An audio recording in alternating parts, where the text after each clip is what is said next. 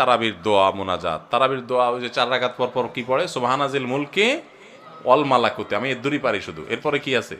তারাবির নামাজে কি সুন্নত না নফল নাকি ওয়াজিব? সূরা তারাবি পড়া বেশি উত্তম নাকি খতম তারাবি পড়া উত্তম? তারাবির দোয়া মোনাজাত, তারাবির দোয়া ওই যে 4 রাকাত পর পর কি পড়ে, সুবহানাজিল মুলকে ওয়াল মালাকুতে, আমি এর দূরই পারি শুধু। এরপরে কি আছে? আচ্ছা কি জানি আছে। তো এগুলো আসলে কোনো কোরআন হাদিসে নাই, যেহেতু কোরআন হাদিসে নাই সেজন্য আমি পাই নাই, কোরআন হাদিস থাকলে তো পাইতাম। বুঝে আসছে কথা?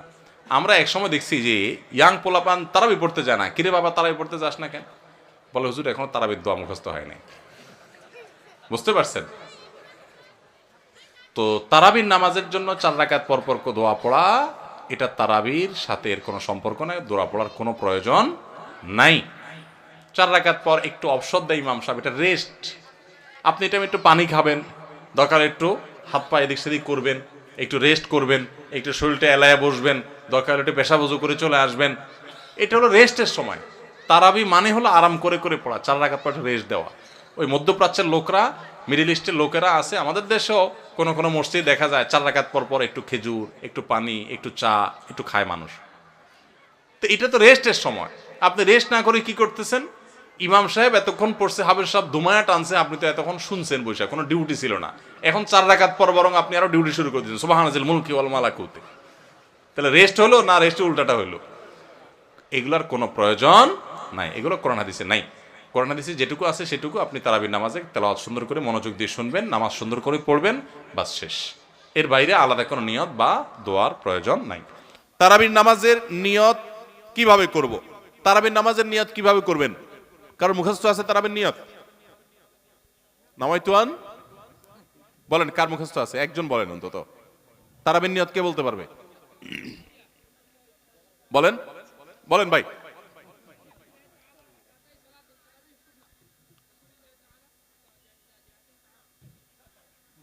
মাশাআল্লাহ মাশাআল্লাহ, এই ভাইরে পুরস্কার দেওয়া উচিত। বসেন, আপনি অনেক কষ্ট করে মুখস্থ করছেন। তুমি বগুড়া সদরের লোক ভাই? কালু কাহালু। আচ্ছা ভাই, তারাবির নামাজ বা যে কোনো নামাজের নিয়ত জরুরি। নিয়ত ছাড়া কোনো আমল হবে না। কিন্তু নিয়তটা হলো মনের ইচ্ছার নাম। নিয়তটা কিসের নাম? আমি ভাইকে দিয়ে নিয়তটা কেন শুনছি সেটা আপনারা জানেন? জানেন না আপনারা? আমি ওনাকে দিয়ে কেন শুনলাম বলেন তো? কে বলতে পারবেন? কে বলতে পারবেন না? আমি ওনার দিয়ে এই জন্য শুনছি যে ওইটা আমার জানা ছিল না। এটা হলো সত্য কথা। ওইটা আমি নিজেও জানি না। নামাইতুয়ান দিয়ে শুরু এটা জানি, কিন্তু বাকি শেষেরটা আমি জানি না। এই জন্য আমি চাইছি একটু শুনতে আর কি। আমি জানি না এই জন্য যে কোরআন হাদিসে কোথাও পাই নাই। এখন ভাইরা কেউ পাইলে তো ভিন্ন কথা, আমি কোথাও পাই নাই। এই নিয়ত মুখে এরকম গদবাদা উচ্চারণ করা, হ্যাঁ এটা পাইছি আমরা ছোটবেলা বগদাদি কায়দায়। বগদাদি কায়দা এটার জন্য কত মাইদ্যরে হয়তো খাইছি, পাইয়া তখনই ভুলে গেছি। এটা পরবর্তীতে কোরআন হাদিসে যেহেতু পাই নাই, এই জন্য আর আমরা ওটা মুখস্থ করি নাই। ভাইরা আমার, নামাজের জন্য এরকম নামাইতুয়ান, এরকম গদবাদা যে দোয়া আমরা শিখেছি, এগুলোর কোনোটি কোরআন বা সুন্নাহর কোথাও আমরা নিয়ত করব মন থেকে যে আমি তারাবির নামাজ পড়ছি, বাস এটা আমার ইন্টেনশন আছে, নিয়ত আছে, মনে আছে, এটাই যথেষ্ট। মুখে উচ্চারণ করা জরুরি না, এবং মুখে উচ্চারণ করা এটা সুন্নাহও না। নবী সাল্লাল্লাহু আলাইহি ওয়াসাল্লাম শেখানো না এটা আমাকে। ইবাদত করতে হবে তার পদ্ধতিতে। কোনো হাদিসে যদি এবার উৎসাহ দেওয়া না থাকে, আমি কেন সেটা করতে যাব, কসরত করতে যাব? তবে হ্যাঁ, নিয়তটা হলো অন্তরের ইচ্ছার নাম, সেটাই যথেষ্ট। আলাদা মুখে নামাইতুয়ান পড়ার দরকার নেই। তারাবির নামাজে কি সুন্নত না নফল নাকি ওয়াজিব? তারাবির নামাজ সুন্নাত। নবী করিম সাল্লাল্লাহু আলাইহি ওয়াসাল্লামের সুন্নাত, সাহাবা ইকরামের সুন্নাহ। অতএব সুন্নাতের নিয়ত করলে নামাজ হয়ে যাবে। নফল শব্দের অর্থ হলো ফরজ ওয়াজিবের বাইরে এক্সট্রা, অতিরিক্ত। নফল মানে অতিরিক্ত, সেই হিসাবে নফল নিয়ত করলে আদায় হয়ে যাবে, কিন্তু এটা সুন্নাহ নামাজ। তারাবির নামাজ কিসের নামাজ? সুন্নাহ নামাজ। সূরা তারাবি পড়া বেশি উত্তম নাকি খতম তারাবি পড়া উত্তম? অবশ্যই যদি আপনি কোরআনে কারিমের খতম পড়তে পারেন, সূরা তারাবির চাইতে সেটা উত্তম, এতে কোনো সন্দেহ নাই। সূরা তারাবিতে তো সামান্য ছোট ছোট আপনি কেরাত পড়বেন, আর খতম তারাবিতে বড় বড় কেরাত পড়বেন। তো কোরআন বেশি তেলাওয়াত করাটা তো অল্প তেলাওয়াত করার চাইতে বেশি উত্তম, সেটা তো বলাই বাহুল্য। এই জন্য অবশ্যই খতম তারাবি উত্তম। কিন্তু খতম তারাবি যদি তুফান মিল গতিতে হয়, 5G 6G গতিতে হয়, তাহলে সেই খতম তারাবি যদি হয়, যেই খতম তারাবিতে কি পড়েন, হাফেজ সাহেবের শুধু ইয়া আলামুন আর তালামুন ছাড়া কিছু না বুঝেন, তাহলে ওই রকম খতম তারাবি পড়ার চাইতে সূরা তারাবি পড়া উত্তম। কথা কি বুঝতে পারছেন? যদি হাফেজ সাহেব মাঝখানে কি পড়ে কিছুই বুঝেন না, শেষে শুধু ইয়ালামুন আর তালামুনের টান দেখে বুঝতে পারলেন যে এখন রুকুতে যাবে, তাহলে এই তারাবি পড়া আর না পড়াতে কোনো পার্থক্য নাই। অনেক জায়গাতে এরকম তারাবি পড়ে, ওই যে সোশ্যাল মিডিয়াতে কিছু কিছু ভিডিও পাওয়া যায়, হ্যাঁ, দেশের বাইরের, যে এমন গতিতে তারাবি পড়ে যে আপনি 3 আয়াত পড়তে না পড়তে তার 1 রাকাত শেষ। এগুলা তারাবির নামে তামাশা। শুধু খতম তারাবি কেন, অনেক সূরা তারাবিও এরকম আছে যে পড়ে সূরা তারাবি, সেটা আবার এরকম 5G গতিতে পড়ে। তারাবির নামে যে কত তামাশা চলে। কয়দিন আগে দেখলাম ফেসবুকে একটা পোস্টার, যে ব্যবসায়ীদের জন্য বিশেষ তারাবির প্যাকেজ। কি প্যাকেজ? 7 দিনে খতমের প্যাকেজ, 5 দিনে খতমের প্যাকেজ, আর একটা 3 দিনে খতমের প্যাকেজ। একটা রেজিস্ট্রেশন ফি 1400 টাকা, আর একটা রেজিস্ট্রেশন ফি বোধ হয় 2000 টাকা, আর একটা রেজিস্ট্রেশন ফি আর একটু কম টাকা। হ্যাঁ, রেজিস্ট্রেশন ফি দিয়া হাফেজ সাহেবরা চুক্তি করে তারাবি পড়ায়। কিয়ামতের আগে যে আরো কত কিছু হবে একমাত্র আল্লাহ তাআলাই ভালো জানেন। এগুলো সব তারাবির নামে কি ভাই? তামাশা। জায়েজ না এভাবে করা।